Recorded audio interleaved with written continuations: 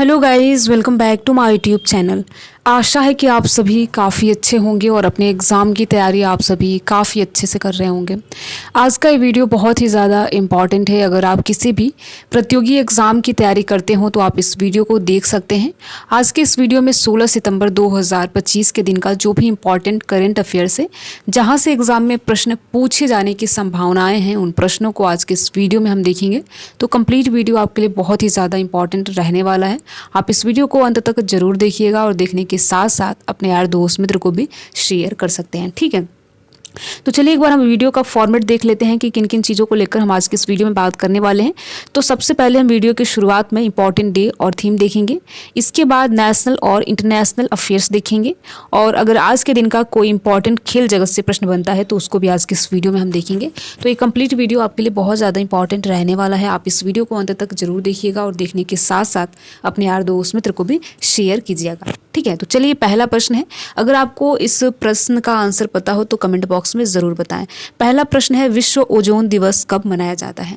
मुझे उम्मीद है कि आप में से बहुत ऐसे कैंडिडेट होंगे जिनको इसका आंसर पता होगा। यहाँ पर प्रश्न ये पूछा गया है कि विश्व ओजोन दिवस कब मनाया जाता है। पहला ऑप्शन है 16 सितंबर, बी है 14 सितंबर, सी ऑप्शन है 12 सितंबर और डी है 5 सितंबर। तो देखिए, प्रत्येक 16 सितंबर को विश्व ओजोन दिवस के रूप में मनाया जाता है। ये प्रश्न बहुत ज़्यादा इंपॉर्टेंट प्रश्न है। आप देखेंगे कई सारे एग्जाम में ये प्रश्न पूछा गया है, वनडे टाइप के एग्जाम में ये प्रश्न पूछा गया है, ठीक है। तो देखिए 16 सितंबर को विश्व ओजोन दिवस के रूप में मनाया जाता है। अब बात यह है कि आखिर क्या ज़रूरत पड़ी विश्व ओजोन दिवस मनाने की। तो आप सभी को याद रखना है, जिन्हें नहीं पता है उन्हें याद रखना है कि ओजोन परत के संरक्षण के लिए इस दिन को मनाया जाता है। साथ ही साथ आप सभी ने नाम सुना होगा मॉन्ट्रियल प्रोटोकॉल, जिस पर 1987 में हस्ताक्षर किया गया था और उस दिन को स्मरण करने के लिए 16 सितंबर को विश्व ओजोन दिवस के रूप में मनाया जाता है। और ओजोन परत के महत्व और उसे बचाने के तरीकों पर जो जागरूकता होती है उसे फैलाने के लिए, बढ़ाने के लिए विश्व ओजोन दिवस 16 सितंबर को प्रत्येक वर्ष मनाया जाता है। साथ ही साथ आपको मॉन्ट्रियल प्रोटोकॉल पर भी याद रखना है। इस पर हस्ताक्षर आज ही के दिन हुआ था और इसके स्मरण में भी 16 सितंबर को विश्व ओजोन दिवस मनाया जाता है, ठीक है। तो बहुत ज़्यादा इंपॉर्टेंट प्रश्न है, आप याद रखेंगे। तो देखिए, भले ही ये एक प्रश्न आपको दिख रहा होगा लेकिन इसमें आपको एक दो प्रश्न आराम से दिख रहे होंगे। जैसे कि यहाँ पर मॉन्ट्रियल प्रोटोकॉल आप देख सकते हैं, इस पे हस्ताक्षर 1987 में हुआ था, ठीक है। चलिए आगे बढ़ते हैं। अगला प्रश्न है, भविष्य निवेश पहल के 8वें संस्करण का आयोजन कहाँ किया गया? इसमें आपको ये बताना है कि भविष्य निवेश पहल के 8वें संस्करण का आयोजन कहाँ किया गया है। तो देखिए, पहला ऑप्शन है कुवैत, बी है अबू धाबी, सी है रियाद और डी है तेहरान, ठीक है। तो इसका करेक्ट आंसर है रियाद में, जो कि आप सभी को पता है रियाद कहाँ है, सऊदी अरब में है।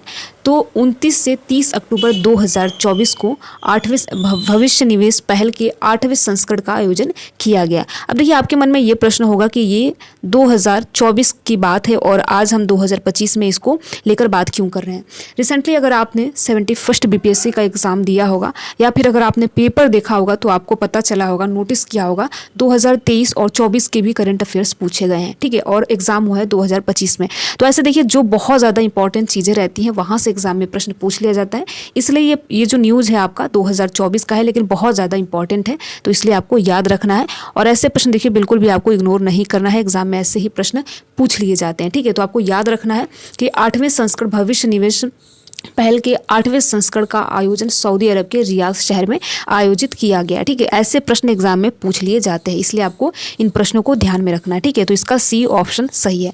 साथ ही साथ देखिए, आप सभी को बताते चलें कि अगर आपको इस वीडियो का PDF चाहिए तो हमें कमेंट बॉक्स में बता सकते हैं, ठीक है।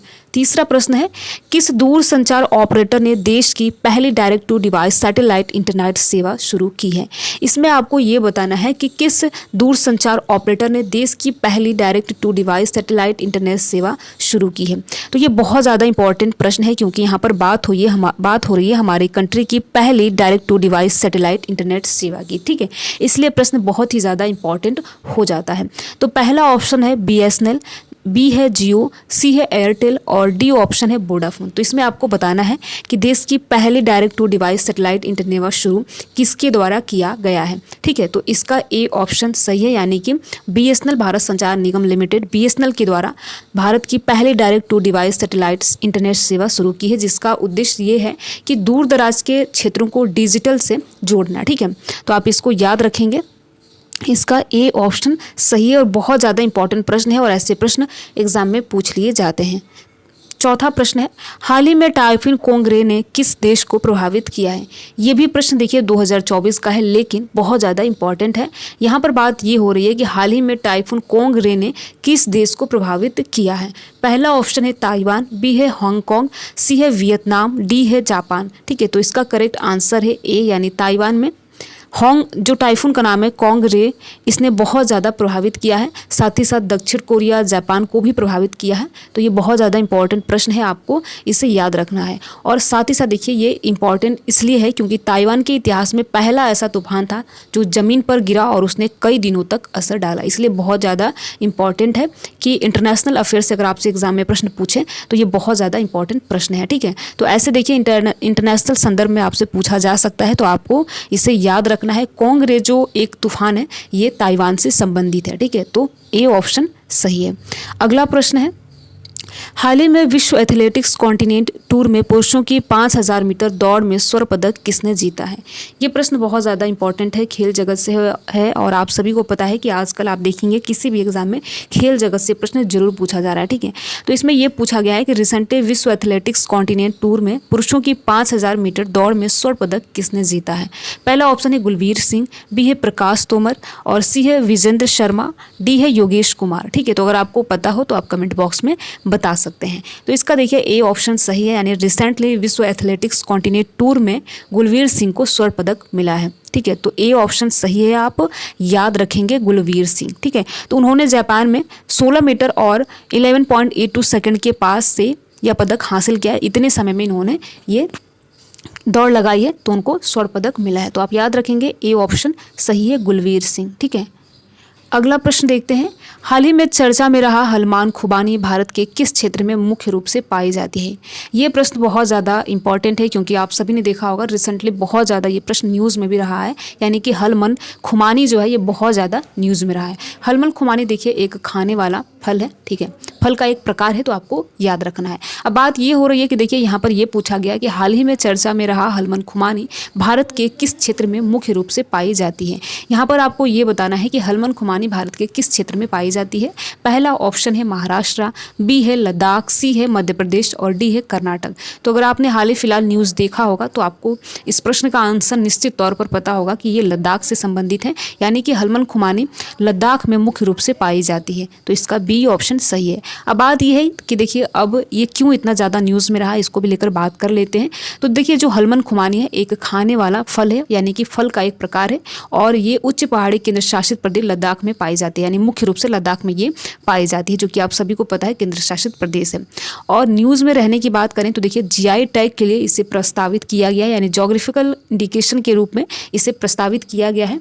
तो ये बहुत ज़्यादा न्यूज़ में रहा है हलमन खुमानी, जो कि हलमन खुबानी है, जो कि लद्दाख में मुख्य रूप से पाया जाता है। तो बी ऑप्शन सही है, आपको याद रखना है। ठीक है, बी ऑप्शन सही है।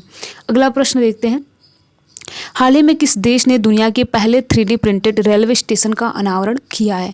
ये भी प्रश्न बहुत ज़्यादा इंपॉर्टेंट है। यहाँ पर यह पूछा गया है कि हाल ही में किस देश ने दुनिया के पहले 3D प्रिंटेड रेलवे स्टेशन का अनावरण किया है, यानी दुनिया में सबसे पहले 3D प्रिंटेड रेलवे स्टेशन किस देश के द्वारा बनाया गया है। ठीक है, तो पहला ऑप्शन है जापान, बी है ऑस्ट्रेलिया, सी है फ्रांस और डी है भारत। ठीक है, तो अगर आपको इस प्रश्न का आंसर पता हो तो आप कमेंट बॉक्स में जरूर बताएं। तो इसका ए ऑप्शन सही है, यानी जापान के द्वारा पहले 3D प्रिंटेड रेलवे स्टेशन का यहाँ पर पहली बार इससे बनाया गया है। तो आप याद रखेंगे। आप देख सकते हैं कि कितनी एडवांस लेवल की जो टेक्नोलॉजी है वो दिन प्रतिदिन आती जा रही है। ठीक है, तो 3D प्रिंटेड रेलवे स्टेशन का अनावरण जापान के द्वारा किया गया है। तो आपको याद रखना है दुनिया में पहली बार ऐसा करने वाला जापान देश है। ठीक है, तो इसका ए ऑप्शन सही है। आगे बढ़ते हैं, नेक्स्ट क्वेश्चन है और ये बहुत ज़्यादा इंपॉर्टेंट प्रश्न है, कलेश्वर मंदिर किस राज्य में स्थित है। देखिए जब भी आपसे मंदिर से प्रश्न पूछा जाए तो आपको 3 चीज़ें याद रखनी है। पहली चीज़ ये कि ये जो भी मंदिर है वो किस राज्य में स्थित है, साथ ही साथ उसका आर्किटेक्चर क्या है और किस देवता से समर्पित है, संबंधित है। तो ये तीन चीज़ें आपको याद रखनी है। अगर आपसे मंदिर के बारे में कहीं न्यूज़ में दिखे तो आपको इन तीन चीज़ों पर फोकस करना है। तो यहाँ पर बात हो रही है कलेश्वर मंदिर किस राज्य में स्थित है। पहला ऑप्शन है तमिलनाडु, बी है केरल, ठीक है, और सी ऑप्शन है महाराष्ट्र, डी है कर्नाटक।